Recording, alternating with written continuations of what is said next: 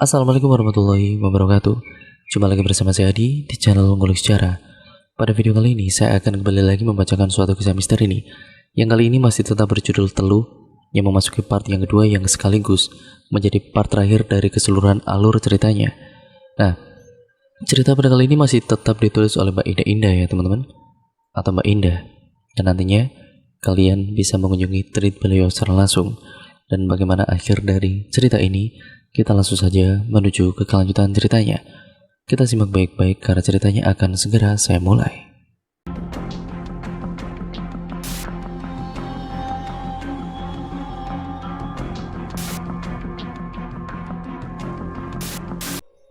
Kemudian kita memasuki part yang terakhir dari keseluruhan alur cerita ini.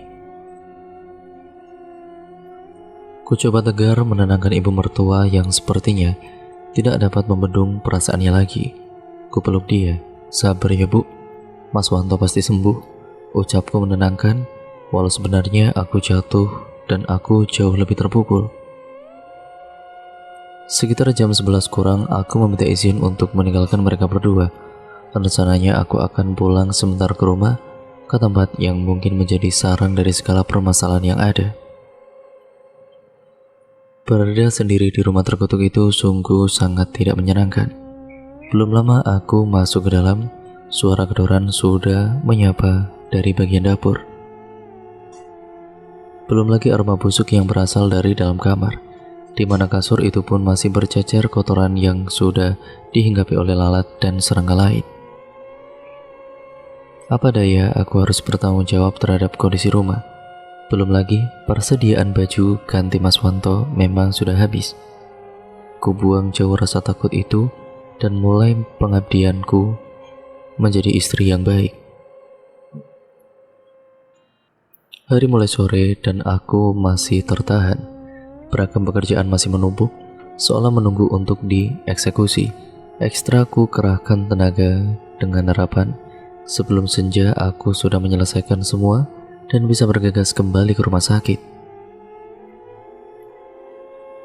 Retorika awal yang kurancangkan, kenyataannya berbanding terbalik dengan realita. Aku seperti tersihir larut pada aktivitas. Setelah menyelesaikan masakan yang nantinya akan kami makan di rumah sakit, mataku menilik singkat ke jam dinding yang telah berada di angka 6. Seketika itu juga nyali besar yang entah dari mana datangnya kini hilang bak mengkhianati diriku. Tiba-tiba aku merinding bahkan sebelum rumah itu kembali terbangun untuk menakutiku.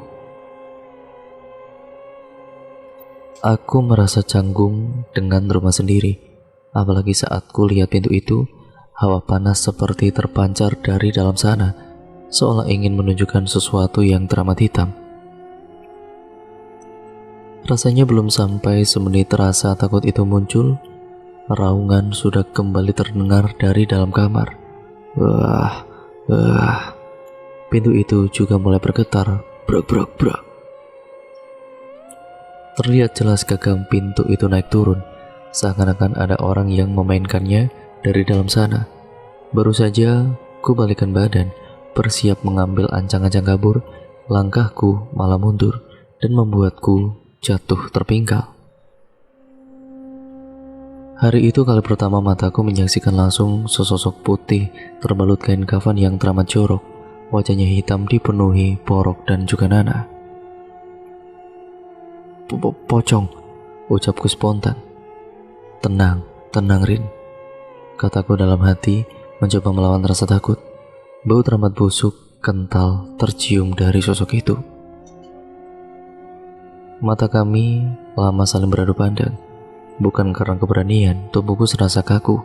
Bahkan lisan ayat suci yang aku ucapkan seperti tersangkut di tenggorokan dan tidak mampu keluar dari mulut ini. Belum juga sosok pocong itu musnah dari hadapanku, kini kurasakan sepasang tangan menyentuh leherku.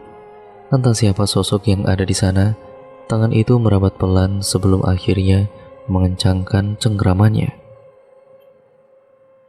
Nafasku terengah menahan rasa sesak dan sakit atas cekikan itu. Sosok itu menempelkan kepalanya tepat di telingaku sembari tertawa bahagia atas rasa sakit yang kurasakan. Sayup dia berbisik kepadaku, "Kamu harus mati." Suara azan Isya mulai berkumandang. Seketika itu juga kedua sosok gaib itu musnah. Astagfirullah, astagfirullah. Lisanku tidak berhenti berucap. Aku berterima kasih atas perlindungan yang masih diberikan kepadaku. Segera aku berdiri, mengambil perlengkapan yang akan aku bawa ke rumah sakit. Langkahku sigap mematikan semua listrik dan langsung menuju rumah. Sambil menunggu ojek online yang telah aku pesan, sengaja aku menyamperin salah satu tetangga dengan alasan menitipkan kunci. Padahal jujur aku sudah tidak memiliki keberanian lagi walaupun hanya berdiri di depan gerbang rumah itu. 10 menit berselang ojek pesananku telah datang dan kami langsung menuju ke rumah sakit. Sebelum keluar dari komplek menuju ke arah jalan raya, pandanganku tidak sengaja menatap sosok seorang wanita. Dia berdiri pas di samping gapura komplek, bulu kuduku merinding. Kala ku sadari sosok wanita itu merupakan perempuan sinting yang dulu pernah menggedor-gedor gerbang rumah. Sekilas kulihat dia tersenyum kepadaku dan tatapan matanya tajam mengikuti arah lajur kendaraan kami. Tatapan yang penuh dengan dendam. Itulah yang kurasa kala menatap wajahnya. Suara langkah menggema di sepinya malam. Seorang wanita berjalan menelusuri lorong panjang yang akan mengantarkannya ke bangsal, tempat bagi mereka para penginap.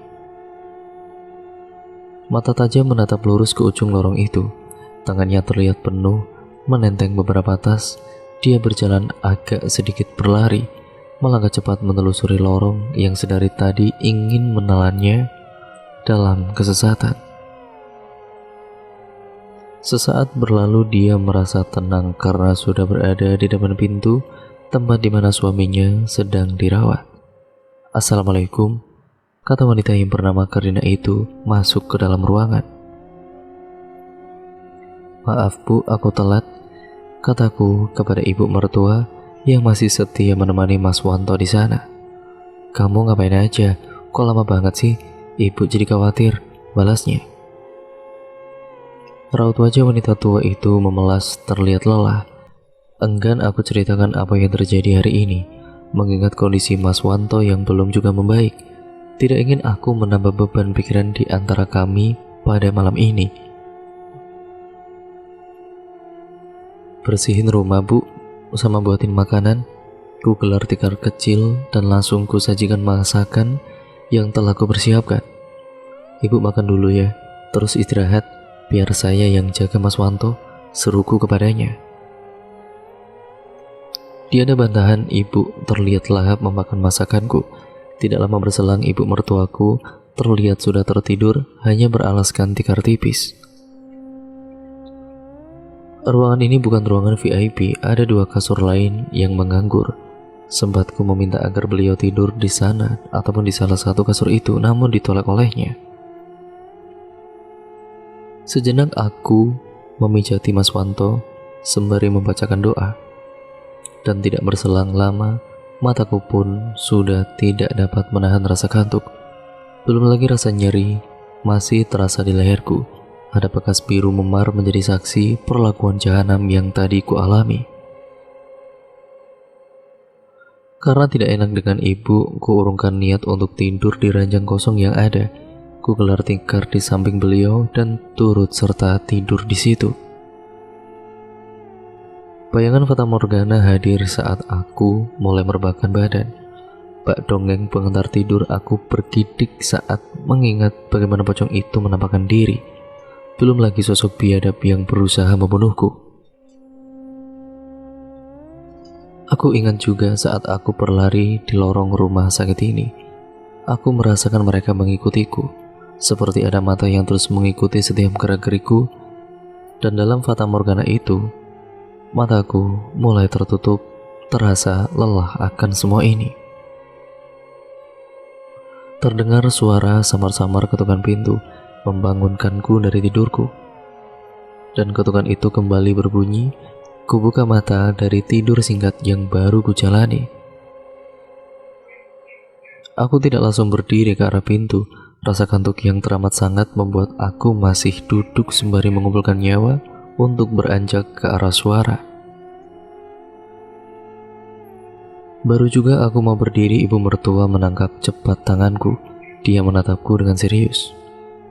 Ibu juga dengar, katanya sembari menarik dan meyakinkan aku agar kembali dalam posisi tidur. Lebih baik kita biarkan suara itu, pungkasnya lagi. Cukup lama aku terdiam, bingung akan perkataan ibu, sebelum aku menyadari bahwasannya sesuatu yang konyol ketika ada orang yang berkunjung di tengah malam. Sekalipun itu petugas medis, tentunya dia akan masuk cukup dengan 1-2 kali ketukan. Suara langkah pelan berjalan ke arah kami, diiringi tarikan nafas satu-satu, seperti orang yang teramat sesak. Mataku sedikit menoleh ke arah sumber suara. Samar bayangan sosok itu sudah berdiri di tengah posisiku dan ranjang Mas Wanto. Bayangan terlihat besar menutupi tubuh kami yang berada di lantai. Dari dinding aku lihat bentuk wujudnya yang tidak lazim. Kakinya lurus menyatu dan bagian badan layaknya manusia. Seketika jemari ibu terasa kencang memegang tanganku, seperti memberitahu dia lebih memahami sosok apa yang bertamu malam itu. Tangannya basah dan sangat-sangat dingin. Pelan aku berbisik, "Ibu sakit." Yang hanya dijawab olehnya dengan isyarat menempelkan tangannya di mulut. "Shh."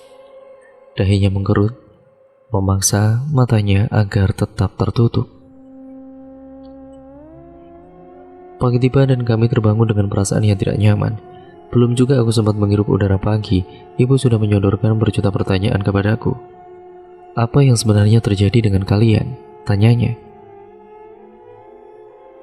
Singkat cerita, aku menjelaskan segala kejadian mistis yang menimpa rumah tangga kami. Aku mulai dari keganjilan yang ada di rumah itu, sakitnya Lena dan juga Ustadz Malik. Benar, kenapa aku sangat lupa? "Ustadz Malik, Bu," kataku spontan yang membuat wajah beliau semakin heran. Ku bongkar tas yang kubawa, tak ku hiraukan pertanyaan ibu yang masih terlihat bingung. Tanganku sibuk mencari HP Mas Wanto. Ku charger HP itu. Jemariku langsung menekan tombol on. Saat itu juga aku mencari nama Ustadz Malik di kontak HP Mas Wanto. Ku telepon beliau dan memohon kesediaannya agar dapat berkunjung melihat keadaan Mas Wanto sekarang ini. Semenjak kejadian biadab yang kami alami, jujur, aku tidak yakin penyakit Mas Wanto alamiah terjadi. Aku berpikir dia terkena teluh. Alhamdulillah Ustadz Malik sudi untuk menjenguk Mas Wanto dan dia berjanji akan sesegera mungkin berkunjung selang urusanku dengan Ustadz Malik selesai. Aku kembali melanjutkan cerita kepada ibu dan menjelaskan segalanya, termasuk kepulangan kami ke kampung halaman itu. Ibu hanya bisa menggelengkan kepalanya, seolah sedikit ragu dengan apa yang aku jelaskan. Malah dia mewanti-wanti agar kami tidak percaya dengan dukun dan sebagainya. "Berserah ya kepada Allah, jangan sampai kalian salah, malah kalian yang nanti jadi pelaku kesesatan," pesannya kepadaku. Menjelang sore hari, ibu berpamit pulang. Selain memang dia belum mengganti baju sedari kemarin, ibu mertua juga harus membuat dan mengantarkan jamu pesanan. Berdagang jamu merupakan mata pencaharian beliau semenjak ditinggal oleh suami tercinta. Dengan cara itu juga dia membesarkan Mas Wanto seorang diri.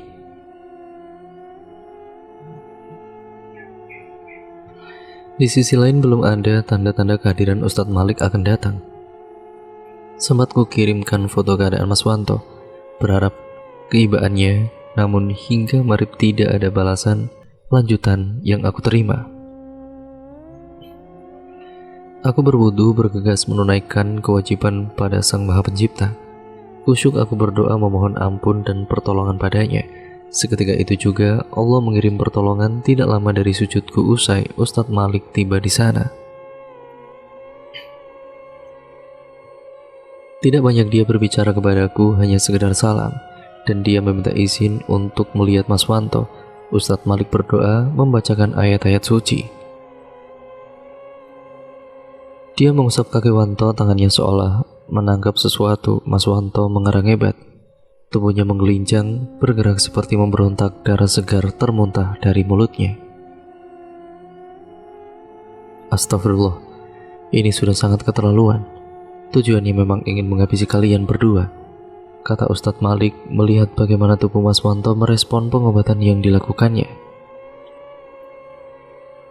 Ustadz Malik melanjutkan pengobatannya. Diambilnya botol kecil yang ada di sakunya. Botol itu berisi minyak, dituangkan minyak itu sembari mulutnya masih terus membacakan doa. Perlahan dia mengusap tubuh Mas Wanto dari ujung kaki hingga kepala Mas Wanto. Lagi-lagi hal itu ataupun hal di luar nalar, terpaksa aku lihat tubuh Mas Wanto mengeluarkan asap. Setiap tangan Ustadz Malik mulai memijat tubuhnya.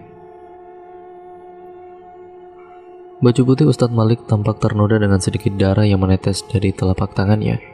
Bantal yang digunakan Mas Wanto pun tidak lagi berwarna putih. Mulutnya terus mengeluarkan ataupun memuntahkan darah. Darah merah kayu taman yang sangat amis dan juga busuk. Dan baru kusadari tangan Ustadz Malik seperti mengangkat benda tajam yang membuat telapak tangannya berdarah. Setiap paku dan jarum yang berhasil ditarik Ustadz Malik keluar dari tubuh Mas Wanto, maka Mas Wanto pasti memuntahkan cairan hitam. Hampir 20 menit Ustadz Malik melakukannya sebelum akhirnya dia berhenti. Cukup untuk hari ini, dia tidak akan sanggup bila semuanya diselesaikan sekarang. Diambilnya kain putih, diletakkannya paku dan jarum itu. Mungkin lebih dari 20 pasang benda itu ditanam pada tubuhnya. Ustadz Malik terlihat kaku bila harus berkomunikasi berdua dengan wanita.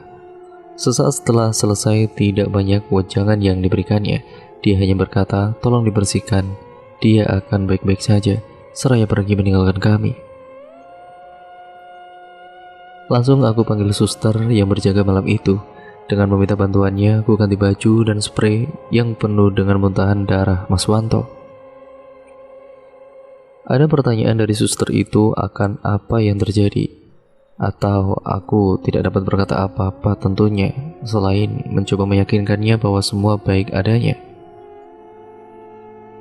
Singkat ceritanya, keesokan harinya Mas Wanto sudah dapat berbicara, bahkan secara ajaib, dia sudah bisa duduk sendiri, walaupun kondisinya masih sangat lemah. Ustadz Malik pun kembali datang pada saat itu. Beliau datang dengan membawakan kami oleh-oleh batang daun kelor.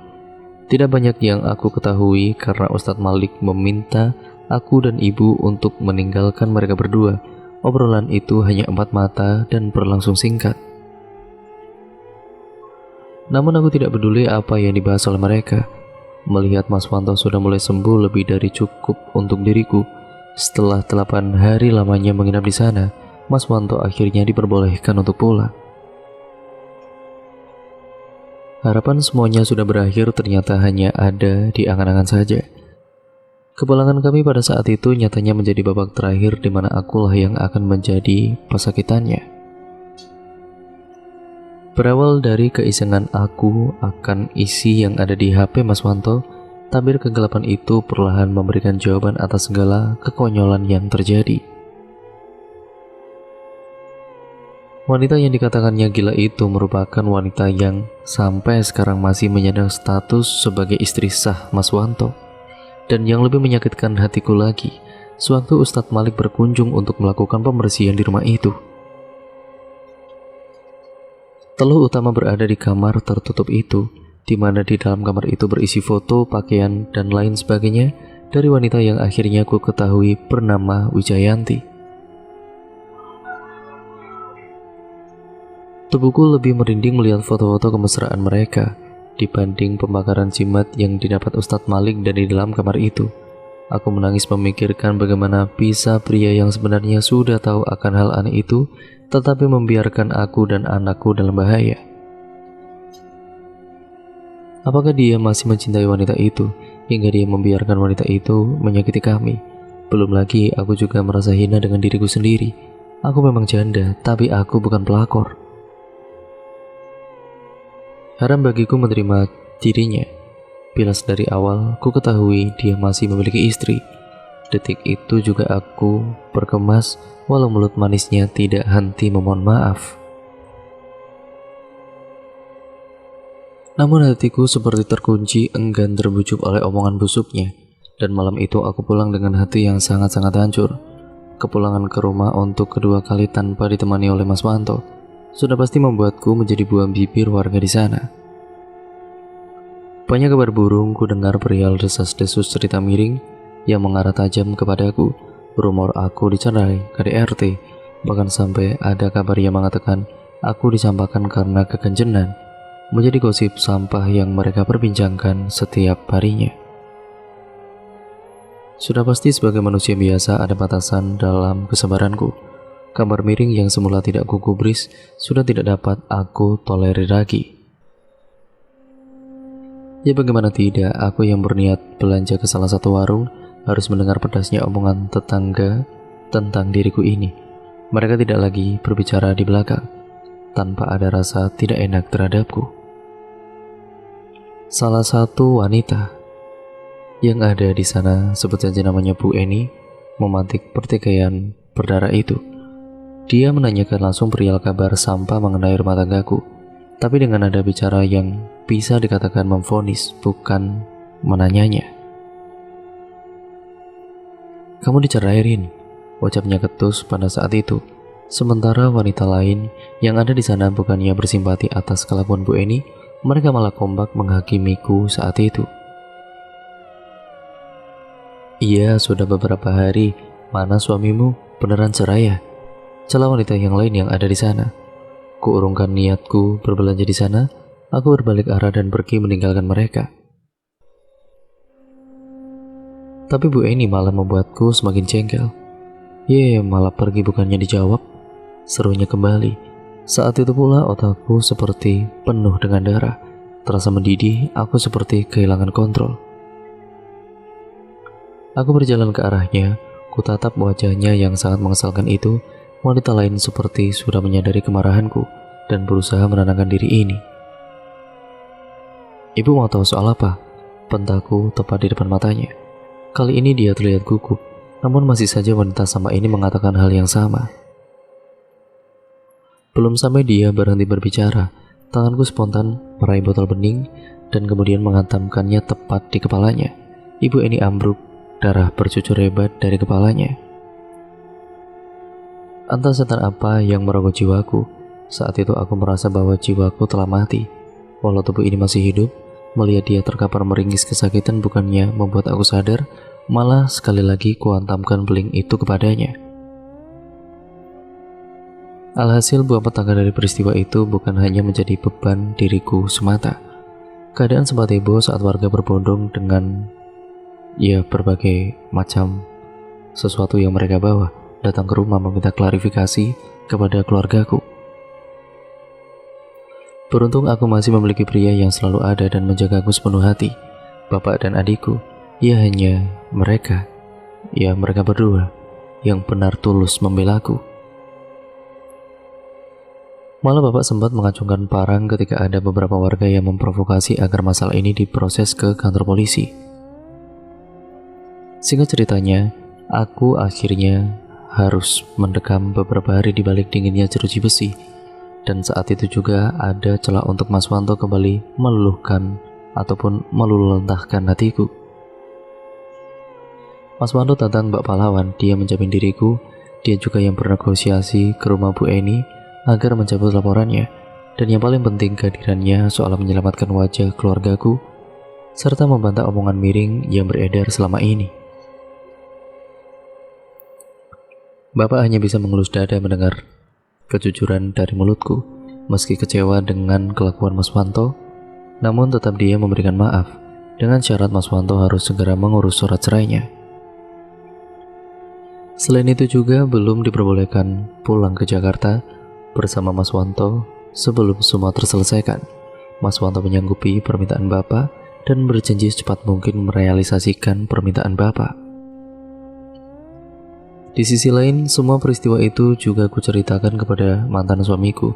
Dan setelah berkonsultasi dengan bapak, walau berat hati, aku menitipkan Lena lebih lama dari yang kupikirkan. Ada benarnya pikirku, seandainya perceraian itu pun cuma terjadi, ya tapi tidak ada jaminan wanita gila itu akan berhenti meneror kehidupan kami. Tidak sampai sebulan Mas Wanto sudah kembali menemuiku. Walau belum resmi bercerai, setidaknya dia sudah menunjukkan keseriusannya. Di bawahnya tanda bukti surat berisikan permohonan cerai yang saat itu sudah masuk dalam proses pengadilan agama. Aku senang akan keseriusannya menata kembali kehidupan kami. Hal itu yang membuatku memohon kepada bapak agar diberikan izin ikut kembali ke Jakarta bersama Mas Wanto.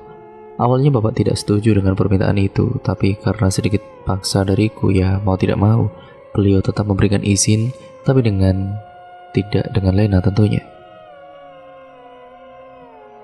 Biarkan Lena tetap dengan bapaknya sampai semua selesai, seru bapak kepada kami. Kehidupan rumah tangga kami kembali hangat. Butiran cinta tumbuh subur berbalut tali kasih yang dibangun oleh ikatan yang dinamakan kepercayaan. Kisah horor berganti dengan cerita kolor layaknya pasangan baru yang lagi kasmaran. Kamar belakang sudah kosong dari info Mas Wanto. Barang yang ada di ruangan itu sudah diberikan kembali kepada yang empunya. Fotonya Mas. Aku bakar, katanya sembari menggodaku 1 bulan berlalu. Mas Wanto pun sah bercerai. Kami juga sudah berencana kembali pulang untuk menjemput Lena guna berkumpul kembali bersama kami. Dan belum lagi aku juga mempunyai kado spesial buat Mas Wanto. Pasti dia akan bahagia melihat 2 garis merah ini, pikirku. Malam itu seperti biasa, sepulang Mas Wanto kerja, aku sudah menyiapkan makan malam. Ku pijat badannya. Mas, aku telat. Bisuku kepadanya. Ah, yakin kamu, Dek? Tanyanya kepadaku dan kutunjukkan hasil tesku kepadanya. Ini loh Mas, kataku, garis 2. Aneh, tidak ada raut wajah bahagia, ekspresinya datar, senyumannya pun seperti dipaksa. Seolah tidak suka dengan perkataanku, dan semenjak itu aku seperti mengulangi kisah yang sama. Sikap Mas Wanto kembali beringas. Rumah ini kembali panas. Hampir setiap hari kami bertengkar, malah lebih parah dari kejadian terdahulu. Mas Wanto tidak segan main tangan bila kami sedang bertengkar. Menjelang usia kandunganku 4 bulan, kehidupanku semakin tidak berarti. Belum lagi suara lemparan pasir atau tanah kembali terdengar di setiap malam, dan lebih horor lagi wanita jalang itu kembali datang ke rumah. Aku sempat bersikap ketus dengan kehadirannya. Malah pikiranku melayang jauh. Apakah perubahan sikap Mas Wanto karena ulah wanita ini lagi? Bahkan sempat kumaki dia dan kupaksa mengakui perbuatannya, namun dia hanya tertawa. Haha, jangan mengatakan aku jalang. Aku sudah tidak menginginkan Wanto, ucapnya dengan ketus. Justru aku bahagia melihat dia termakan karmanya, meninggalkan diriku demi pelacur sepertimu, ucapnya lebih lanjut memaki diri ini. Sontak aku terdiam, gugup dengan ucapan wanita sinting ini. Aku memang tidak suka padamu dan sempat berpikir kalian mati saja. Hanya saja kedatangan Wanto minggu lalu kepadaku membuat aku iba kepadamu, ucapnya kembali. Mas Wanto menemuimu, tanyaku lemas mendengar perkataannya. Iya, ada masalah. Bukan hanya menemui, tapi kami. Ya taulah, kalau wanita sama pria. Haha, ucapnya sembari tertawa lepas. Aku semakin bingung dengan perkataannya. Tidak usah heran, aku sudah tidak ada hubungan dengan Wanto. Aku tidak tahu entah apa yang menggerakkan hatiku menemuimu. Lebih baik kamu segera pergi, tinggalkan dia kalau kamu masih ingin hidup. Tahu untuk apa Wanto menemuiku? Ucapnya memberikan pertanyaan kepadaku. Untuk membunuhmu, jawabnya sembari memandang tajam ke arahku. Wanita itu berjalan mendekati diriku. Jarak kami kini tidak lebih dari 20 cm. Dielusnya perutku sembari berkata, bukan salahmu, salahkan ibumu terlahir murahan, ucap wanita sinting penuh dengan tawa. Aku hanya terdiam. Aku sangat takut, yang membuat seluruh tubuhku terasa lemas. Ada yang kamu tidak paham. Katanya kembali bercerita kepadaku.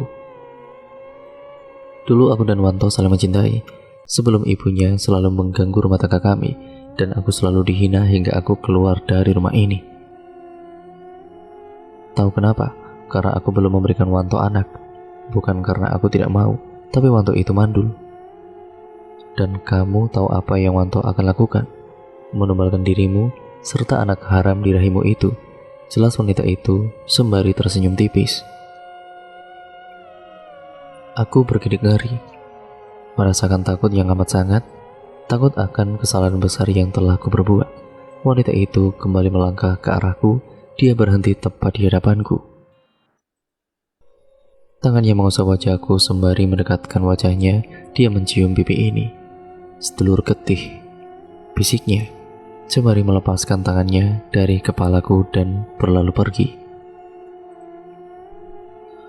Dan cerita pun akhirnya berakhir sampai di sini ya teman-teman. Terima kasih untuk kalian semua yang sudah menyimak video kali ini dan juga part pertama dari kisah ini. Nah, cerita ini benar-benar banyak sekali plot twistnya ya teman-teman. Jadi kalian harus menyimaknya dengan baik dan kalian juga harus menyimak part pertamanya. Sekian, terima kasih, kurang lebihnya mohon maaf. Jangan lupa like, comment, dan share serta subscribe channel ini agar kalian tidak ketinggalan video terbaru selanjutnya dari channel ini. Kalian klik tombol lonceng notifikasinya. Kurang lebihnya mohon maaf ya teman-teman, semoga kalian bisa mengambil banyak pembelajaran dari kisah ini. Yang positif kalian ambil, yang buruk kalian buang jauh-jauh. Kurang lebihnya mohon maaf dan sampai berjumpa di video terbaru selanjutnya. Wassalamualaikum warahmatullahi wabarakatuh.